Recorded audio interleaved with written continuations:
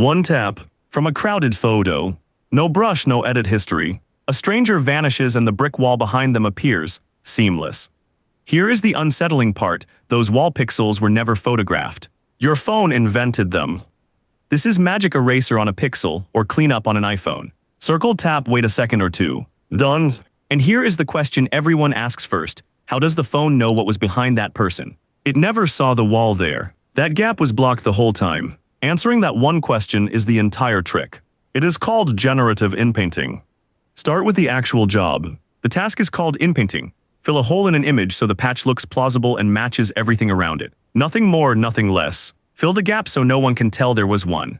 Here is the first move the app makes. When you circle the person, it does not just mark their outline. It marks your selection plus a little margin around it, and it labels that whole zone unknown. Everything else in the photo becomes known context. Those are the pixels the phone gets to keep and study. So now the image has two territories, a hole to invent and a world to match it against. Now why is this hard?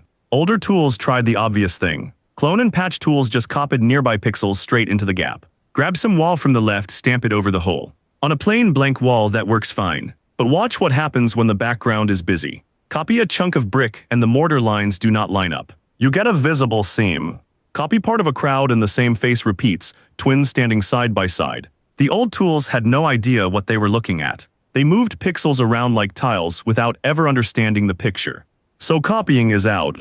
The phone cannot borrow the answer from somewhere else in the photo. The right pixels for that spot simply do not exist anywhere in the image. It has to make them. But make them from what? That covers the what. Now the wheres. Where do the invented pixels come from? Meet the engine underneath, a diffusion model. Here is how it was trained and it sounds backwards. Take millions of real photos. Add a tiny bit of random noise to each. Then more until every photo is pure static. The gray fuzz of an old dead TV channel. Now teach a model to run that in reverse. Given a noisy mess, take one small step back toward the clean photo it started as. Do that across millions of images and something remarkable happens. The model learns what real photos look like from the inside out. It has seen millions of walls, millions of floors, skies, sidewalks, crowds. So it has quietly learned how a brick wall continues, how a shadow falls, what a floor does when a table leg interrupts it.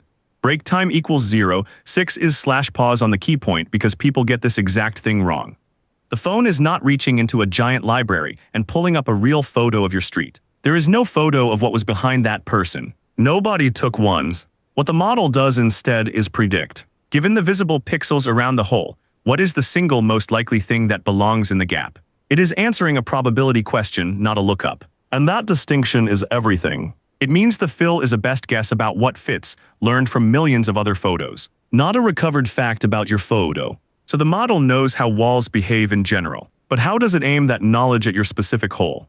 Here is where the magic actually happens. Step by step, literally. Take the hole and fill it with pure random noise. Total static, nothing recognizable. That is the starting canvas.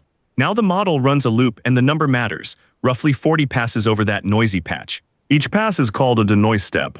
On each step, the model removes a little of the noise and nudges the pixels toward one coherent guess. Not all at once, a little at a time. And here is the part that makes it fit your photo. On every single step, the model peeks at the known pixels surrounding the hole. It reads the color of the wall, the direction the light is coming from, the texture of the brick, the lines running through the scene. Then it steers that step's guess to match. Warm afternoon light on the left. The fill lane's warm. A row of mortar heading into the gap. The fill keeps that row going. Now why 40 steps instead of one big leap? Try to jump straight from static to a finished wall in a single pass, and you get mush. A blurry smear that is vaguely wall-colored but has no real structure. The small steps are what let structure emerge and lock in. Think of it like a photo developing in a darkroom tray. First just a hint of a shape. Then an edge sharpens. Then a horizon line appears and commits. Then the texture fills in on top.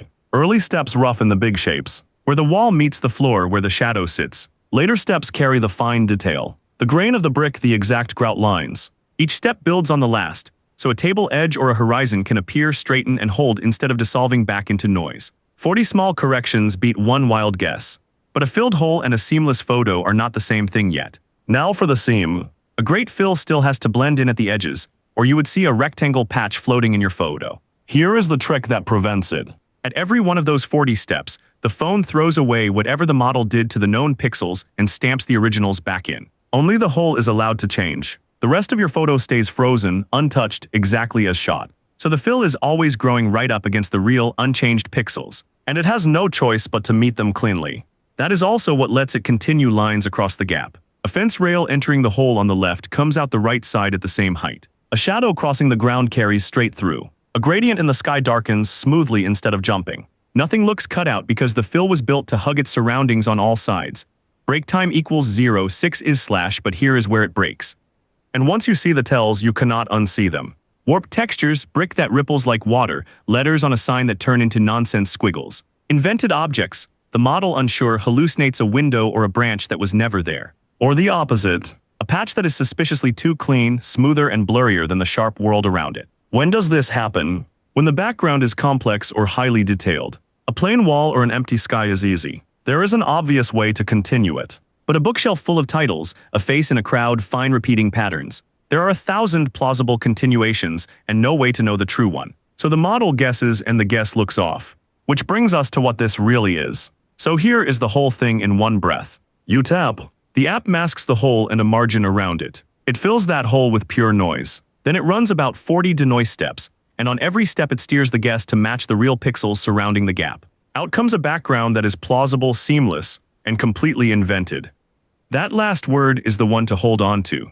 This is not recovery. The phone did not find what was behind the person. It made an educated guess about what probably fits, using patterns from millions of other photos. The brick you are looking at is fiction that happens to look true. It is a confident prediction wearing the costume of a fact. Break time equals 0, 6 is slash, and that is exactly why this matters beyond photo cleanup.